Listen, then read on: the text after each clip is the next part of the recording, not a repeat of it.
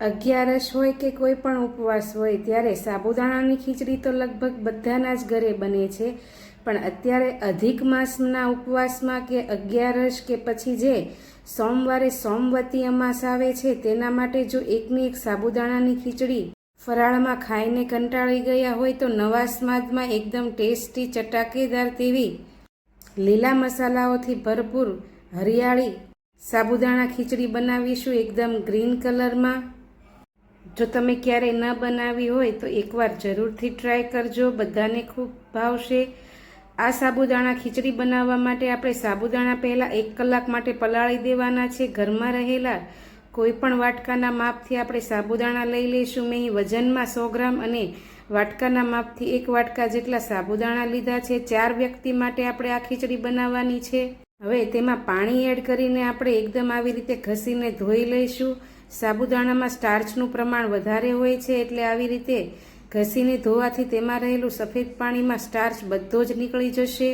હવે સાબુદાણાને કોરા કરી જે વાટકાના માપથી આપણે સાબુદાણા લીધા છે તેના પોણા વાટકા જેટલું આપણે પાણી એડ કરીશું અને ઢાંકીને 1 કલાક માટે પલળવા દઈશું। માત્ર સાબુદાણા ડૂબે તેટલું જ પાણી લેવાનું છે। હવે 1 કલાકનો તેને રેસ્ટ આપી દઈશું। સાબુદાણાની આ ખીચડી બનાવવા માટે આપણે સિંગદાણા લઈ લઈશું। મેં 1 વાટકા જેટલા સિંગદાણા લીધા છે।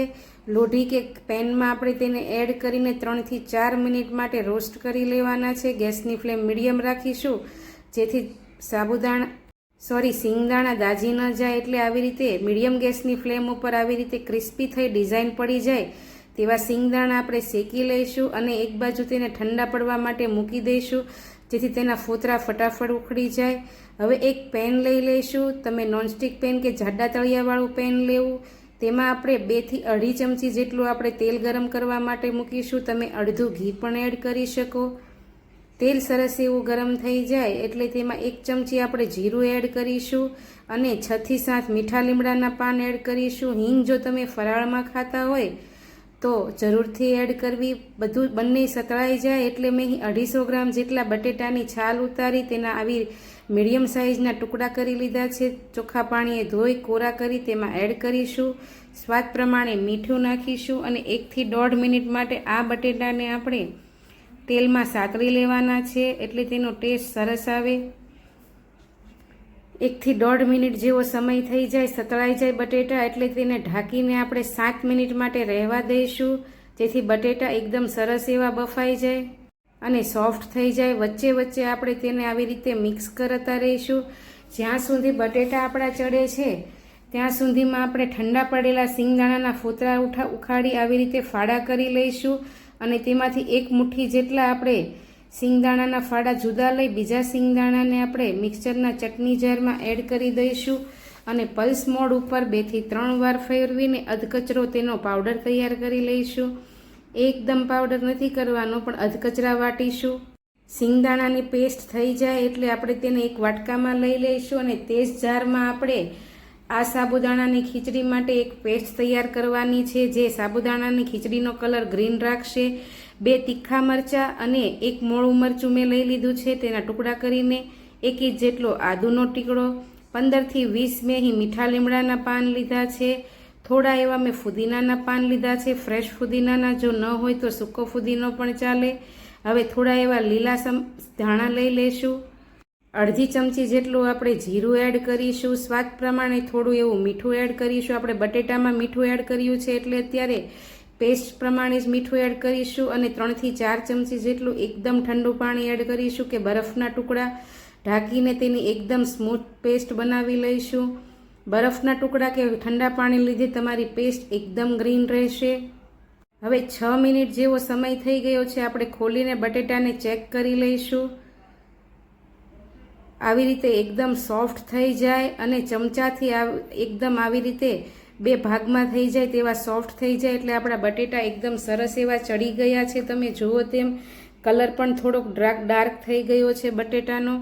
હવે જે સિંગદાણાને અધકચરા આપણે વાટેલા છે તેને તેમાં એડ કરીશું અને બધા જ બટેટાને સિંગદાણાથી કોટ કરીને મિક્સ કરી દઈશું અને 30 થી 40 સેકન્ડ માટે આપણે તેને અંદર ચડવા દઈશું, એટલે સિંગદાણાનો ભૂકો ચડી જાય, કાચો ટેસ્ટ ન લાગે તે માટે।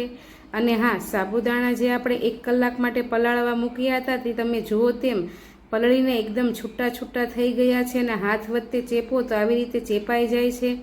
તો તમે જુઓ તેમ 1 જ કલાકમાં સાબુદાણા સરસ એવા પલળી ગયા છે. સિંગદાણાનો ભૂકો પણ સરસ એવો શેકાઈ ગયો છે, તમે જુઓ તેમ. હવે આ સમયે જે આપણે લીલી પેસ્ટ તૈયાર કરીને રાખી છે તે તેમાં એડ કરીશું. થોડું એવું 2 થી 3 ચમચી જેટલું પાણી લઈ અને જારમાં એડ કરી બચેલી ચોંટેલી પેસ્ટ પણ આપણે લઈ લઈશું અને બટેટામાં સરસ રીતે મિક્સ કરી દઈશું.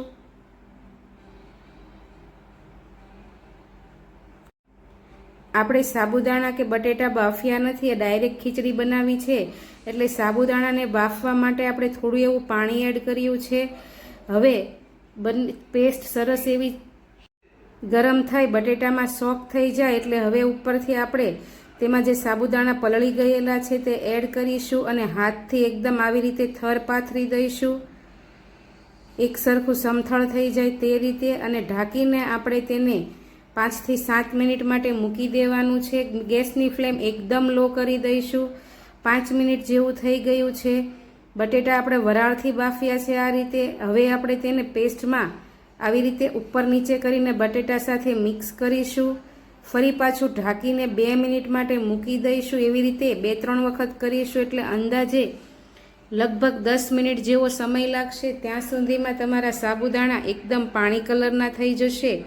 એટલે આવી રીતે 2-3 વખત ખોલીને અને મિક્સ કરીશું. હવે ગેસની ફ્લેમ બંધ કરી દઈશું. તો સાબુદાણા તમારા પાણી કલરના નહીં થાય એટલે ગેસની ફ્લેમને લો કરીને આવી રીતે 3-4 વખત ઢાંકીને મિક્સ કરી પાછું ઢાંકી દઈશું. હવે તમે જુઓ તેમ સાબુદાણા એકદમ પાણી કલરના થઈ ગયા છે, સરસ એવા બફાઈ ગયા છે. હવે આ સમયે તેમાં આપણે 1 મોટા લીંબુનો રસ, 1 ચમચી ખાંડ, અડધી ચમચી જેટલો સંચળ પાવડર, અડધી ચમચી જેટલો આમચૂર પાવડર અને અડધી ચમચી જેટલો આપણે મરી પાવડર ઉમેરીશું. તમે શેકેલા જીરાનો પાવડર પણ ઉમેરી શકો, પણ મેં જે ગ્રીન ચટણીમાં જીરું ઉમેર્યું છે એટલે અહીં શેકેલા જીરાનો પાવડર સ્કીપ કર્યો છે. હવે મરીથી આ સાબુદાણા પચવામાં ખૂબ જ ભારે હોય છે, તે પચવામાં આસાની રહે એટલે મરી પાવડર ઉમેર્યો છે. બધું બરાબર મિક્સ કરીશું અને હવે બધું બરાબર સરસ એવું સેટ થઈ જાય એટલે ઢાંકીને આપણે ગેસની ફ્લેમને બંધ કરી દેવાની છે અને ઢાંકીને 2 થી 3 મિનિટ માટે રહેવા દઈશું. એટલે સાબુદાણા સહેજ જો કાચા હશે કે પછી લચકો હશે તે પાણી કલરના થઈને છૂટા પડી જશે.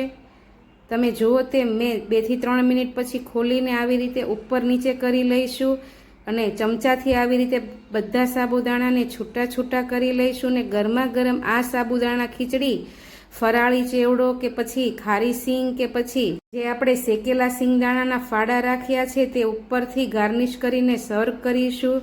તો છે ને એકદમ નવા સ્વાદમાં ટેસ્ટી ચટાકેદાર સાબુદાણાની ખીચડી. તમે જો ક્યારે આ રીતે ન બનાવી હોય તો એકવાર જરૂરથી ટ્રાય કરજો. 11 ઉપવાસ કે પછી વ્રતમાં ખાવાની મજા આવશે. તમે મારી ચેનલ સબસ્ક્રાઈબ ન કરી હોય તો સબસ્ક્રાઈબ કરી લેજો. આવજો. જય શ્રી કૃષ્ણ.